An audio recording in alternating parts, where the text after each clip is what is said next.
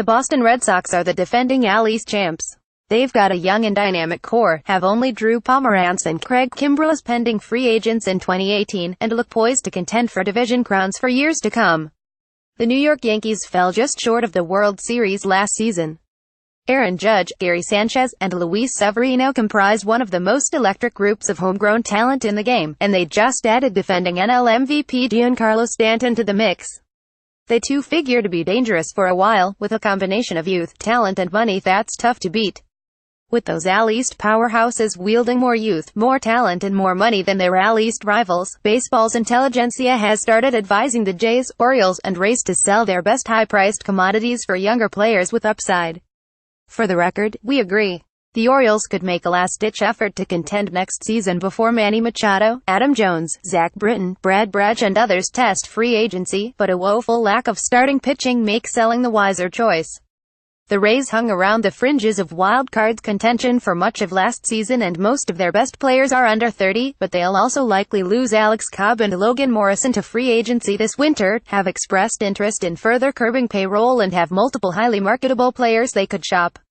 The Jays made back-to-back ALCS appearances in 2015 and 2016. They've led the AL in attendance in each of the past two seasons and they suffered through so many injuries and so much bad luck last year that a natural bounce-back should be expected, but they also employed the oldest group of position players in the majors last season, a bad sign for a team hoping to make a big leap.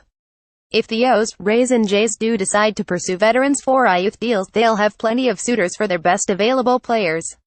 Here's a rundown of those players, and the teams most likely to join the bidding for their services, if they become available. The Orioles are said to be listening to offers for Manny Machado, USATSI Manny Machado, 3BSS, Orioles suitors Cardinals, Angels, Phillies. Baltimore's uber-talented 25-year-old star has 1 year left before he can start fielding free agent offers that could easily top $300 million. Given the conservative approach that the Angelos family and GM Dan Duquette have deployed in recent years, it's nearly impossible to imagine Machado resigning with the O's, now or next winter. With few viable pitching options for next season beyond Kevin Gausman and Dylan Bundy, it's also tough to imagine the Orioles vying for an AL East crown in Machado's last year in town. So the trade wars now swirling around Machado make tons of sense. Also making sense, the Cardinals is a highly interested party. St. Louis hung around in contention for much of last season before fading late, and was an aggressive bidder in the Giancarlo Stanton sweepstakes. Machado is a different kind of player than Stanton and plays a different position, but he'd still give the Cards a big boost at either third base or shortstop, with 2017 rookie standout Paul DeJong manning whichever position Machado wouldn't take. Machado slumped badly in the first 3 months of last season, weighing down his end-of-year results.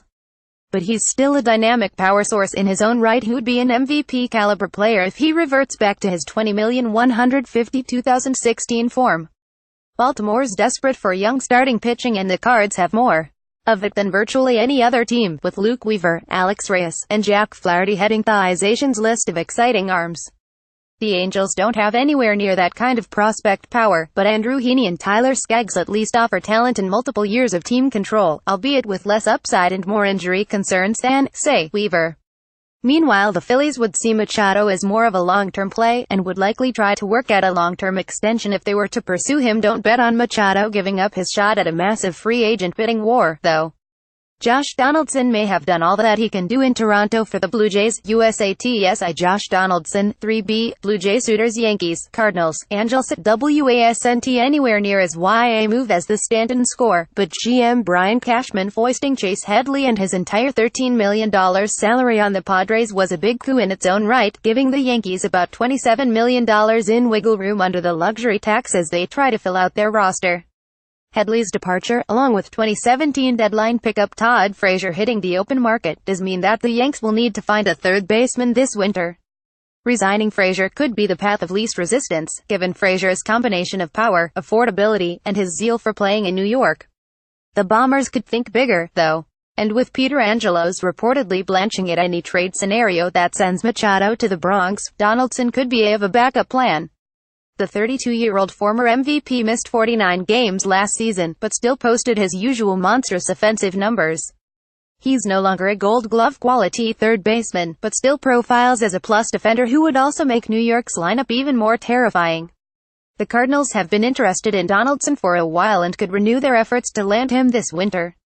The Jays' tenuous position, a veteran-laden team just a year removed from a playoff run, with a rabid but context-sensitive fan base that might not be as willing to click the turnstiles and buy giant foam fingers if Donaldson and others get shipped out of town, complicates matters considerably. We may have to get used to seeing Evan Longoria in a different uniform. USATSI Evan Longoria, 3B, Ray Suiters, Yankees, Cardinals, Angels, Giants, Braves. Once an MVP contender in his own right, Longoria is clearly in the decline phase of his career at age 32. On the other hand, $86 million over the next 5 years for a player of his skill level isn't too onerous, especially if Longoria's near-term future looks more likely his 2016 .27 3.31 8.521 than his 2017 performance .261 .31 3.424. Longoria, rated as a top 5 defender at his position in 2017, and could see his numbers perk up considerably away from Tropicana Field, a ballpark that absolutely squashes right-hand power hitters. All of those factors make him an intriguing trade candidate for any number of teams, obvious suitors like the Yankees and Cards, but also talent-starved clubs like the Giants and Braves that have black holes at third base, and money to spend.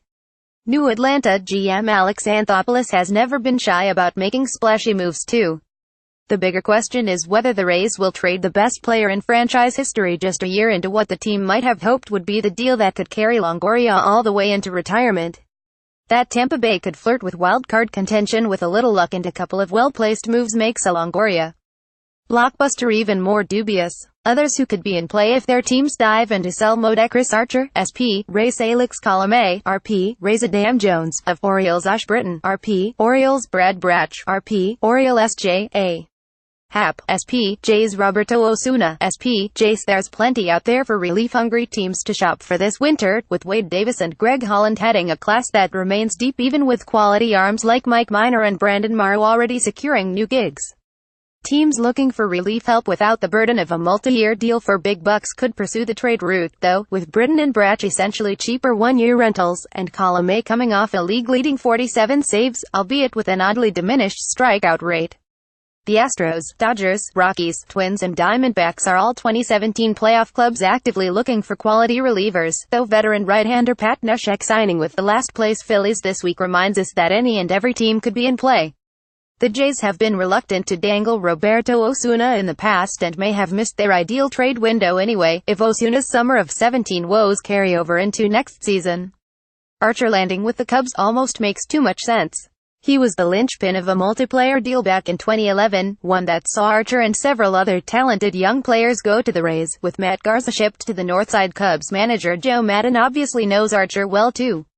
The 4 years and $34 million Archer has left on his long-term deal make him one of the best bargains in all of baseball, though of course that only incentivizes the Rays to keep him, unless a bidder makes a gigantic offer. Happ could be a solid backup plan for the Cubs, and had also make sense for the Astros. Lance McCullers and Charlie Morton are injury risks. Yankees it gets a wee thin after Luis Severino, Masahiro Tanaka, and Sonny Gray. Red Sox David Price Insurance. Mariners, Brewers and Twins. Jones wasn't anything special last year at .285, .322, .466 with subpar defense in center field, but he could be an interesting get for an outfield needy team like Cleveland, given Michael Brantley's ongoing injury concerns.